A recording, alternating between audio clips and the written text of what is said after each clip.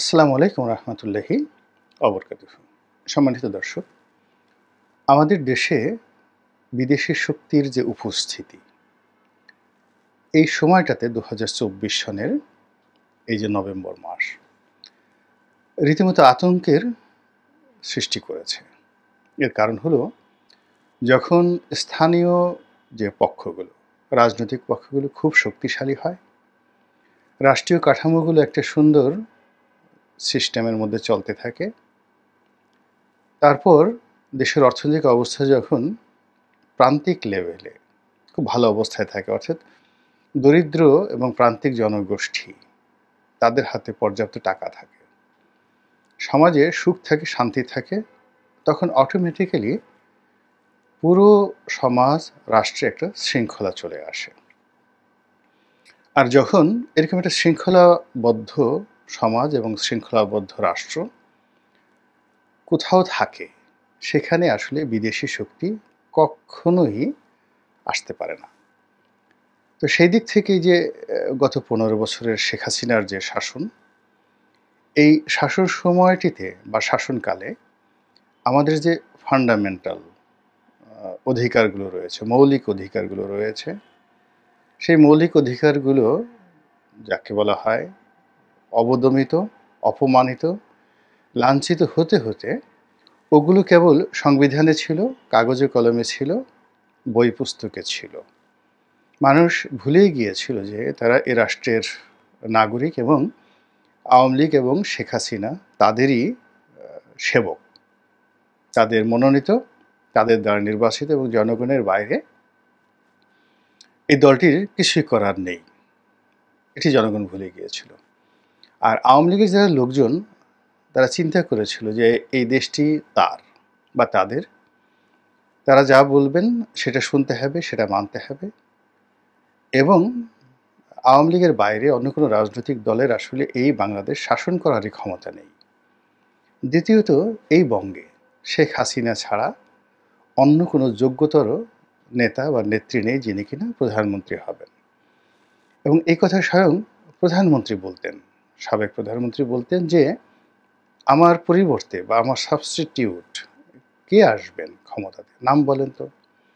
এখন তিনি তখন এমন একটা ভয়ের রাজত্ব তৈরি করে ফেলেছিলেন যে তার মুখের সামনে যদি কেউ বলতো যে আপনার চেয়ে অমুকে ভালো, কিংবা অমুক দল ভালো করতে পারবে, তাহলে তার মানে কি বলবো, শরীরের সঙ্গে মাথার যে সম্পর্ক ঘাড়ের মাধ্যমে, সেই ঘাড় বা গর্দান কোথায় থাকতো, এটি এখন গবেষণার বিষয়।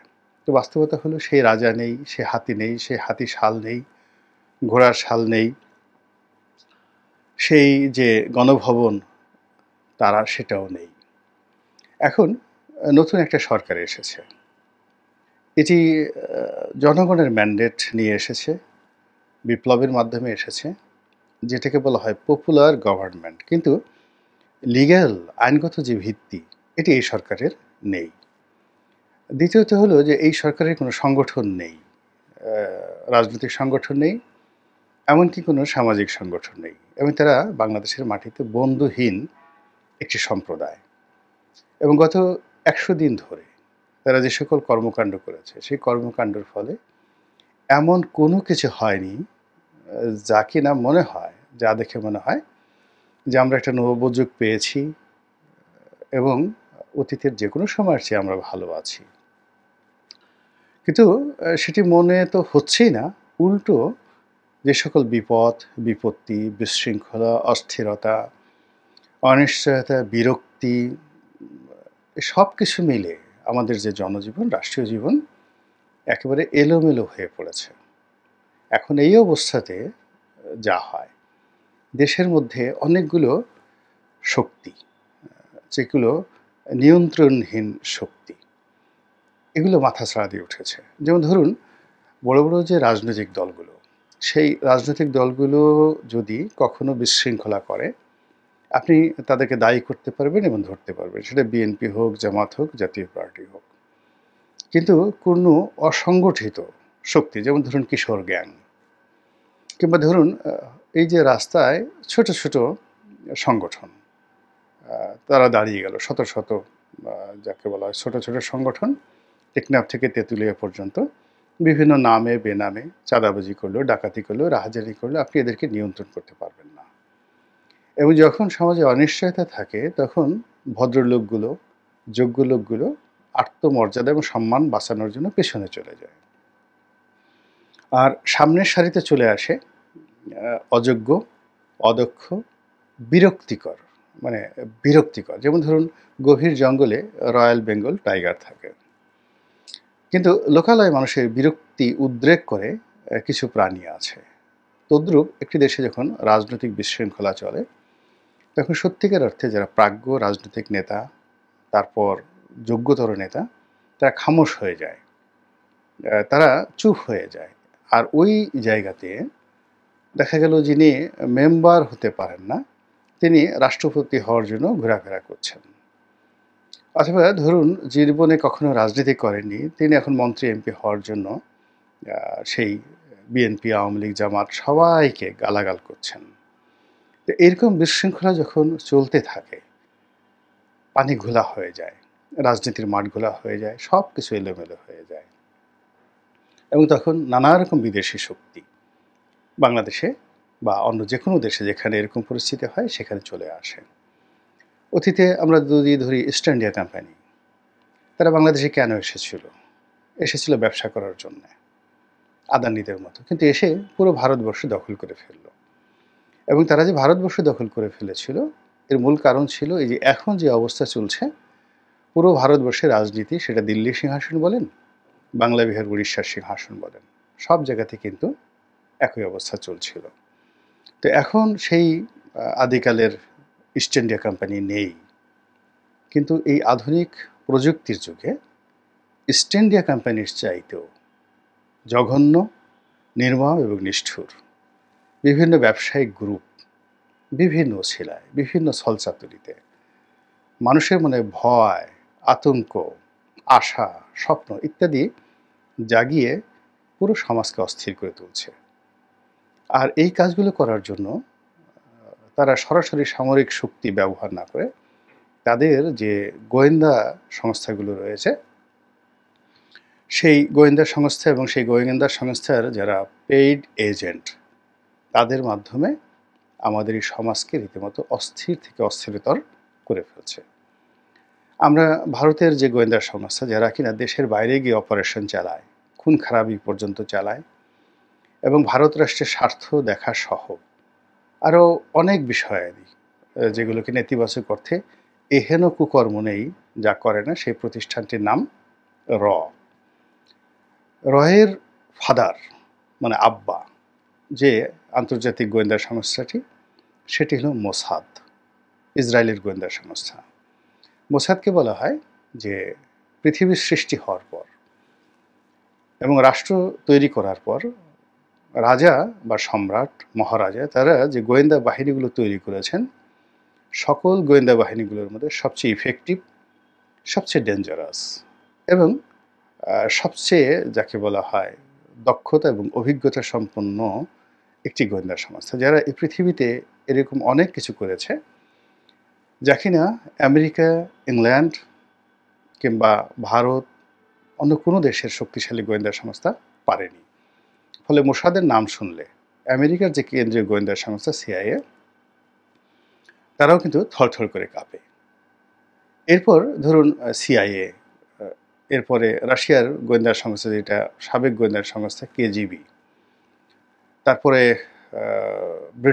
ব্রিটিশ গোয়েন্দা সংস্থা, এই সবই খুবই গুরুত্বপূর্ণ এবং তার সঙ্গে আমাদের এই বাংলাদেশে এবং পাক ভারতে আইএসআইকেও কিন্তু অর্থাৎ যেটা পাকিস্তানের যে সামরিক গোয়েন্দা সংস্থা আইএসআই, আমাদের যেমন ডিজিএফআই ওদের আইএসআই, এটাও কিন্তু খুবই যাকে বলে ইফেক্টিভ আমাদের সাবকন্টিনেন্টের জন্য। তারাও অনেক অঘটন ঘটাতে পারে এবং ঘটিয়েছে বিভিন্ন সময়টিতে। এখন মূল ব্যাপারটা হলো যে এই যে এখন একটা ট্রানজিশনাল পিরিয়ড যাচ্ছে, একটা অন্তর্বর্তীকালীন সরকার যাচ্ছে এবং এই সরকারের পক্ষে 18 কোটি মানুষের পালস বুঝে শাসন ক্ষমতা পরিচালনা করার জন্য যে অর্গান দরকার, যে অর্গানোগ্রাম দরকার, তারপরে যে অভিজ্ঞতা দরকার, যে বিশাল কর্মী বাহিনী দরকার এবং রাষ্ট্রীয় বিধি ব্যবস্থা দরকার, এটি বাস্তব হলো একেবারে ভেঙে পড়েছে। ফলে কি হলো, এই যে বিদেশি যে গোয়েন্দা সংস্থাগুলো, এই গোয়েন্দা সংস্থাগুলো বাংলাদেশে এখন অতীতের যে কোনো সময়ের চাইতে সক্রিয় এবং এদের সঙ্গে যারা সম্পৃক্ত এবং যারা জেমস বন্ড সিনেমা দেখেছেন কিংবা অন্যান্য গোয়েন্দা যে থ্রিল কাহিনীগুলো পড়েছেন, তারা জানেন যে এরা কিভাবে সমাজের বিভিন্ন স্তরে ঢুকে পড়ে, বিভিন্ন পেশার মধ্যে, শ্রেণীর মধ্যে, সাধারণ মানুষের মধ্যে, এমনকি ভিক্ষুকদের মধ্যেও দেখা গেল মোসাদের এজেন্ট থাকতে পারে, রয়ের এজেন্ট থাকতে পারে। শাহবাগ মোড়ে একজন ভিক্ষুক, সে ধরুন আপনাকে একটু থুথু মেরে দিল বা তার হাতের একটা লাঠি দিয়ে আপনাকে একটা বাড়ি দিয়ে দিল, বিশ্রী ভাষায় আপনাকে একটা গালি দিল এবং টার্গেট করে। এর কারণ হলো যে আপনি বাংলাদেশে খুব একজন কর্তা ব্যক্তি, আপনাকে যদি মেন্টালি ডিপ্রেসড করা হয়, আপনার কাজের গতি যদি কমিয়ে দেওয়া হয় এবং এটি যদি একজন ম্যাথরকে দিয়ে করা সম্ভব হয়, ঝাড়ুদারকে দিয়ে করানো সম্ভব হয়, ভিক্ষুক দিয়ে করানো সম্ভব হয়, পথকলি মানে টোকাইদেরকে দিয়ে করানো সম্ভব হয়, আলটিমেটলি আপনার যাকে বলা হয় কর্মস্পৃহা কমে যাবে। তো একটা সমাজে গোয়েন্দারা যে তৎপর, এটা বুঝতে পারবেন যে অযোগ্য এবং টোকাই প্রকৃতির লোক, যাকে বলা হয় সমাজের একেবারে প্রান্তিক লেভেলের, কেউ হয়তো গাঁজা খায়, কেউ হয়তো ফেন্সিডিল খায়, কেউ হয়তো ছিনতাই করে, এই মানুষগুলোর হাতে ক্ষমতা চলে যায় এবং তারা অনেক কিছু করে, অপরাধ করে, আবার সমাজও নিয়ন্ত্রণ করে এবং সমাজে বুক ফুলিয়ে তারা ঘুরে বেড়ায়।